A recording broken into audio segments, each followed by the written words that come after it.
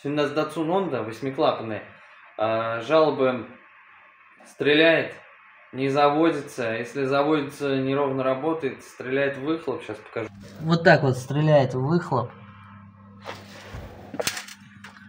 Вот глушитель. Вот что стало с глушителем. Значит, в чем у нас проблема?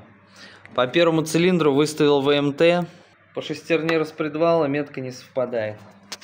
Вот мы видим, что тут на пару зубов опережает. Сейчас выставим зажигание, все должно быть нормально. Так, все, выставил метки. Значит, тут у нас ВМТ. Тут все по меткам.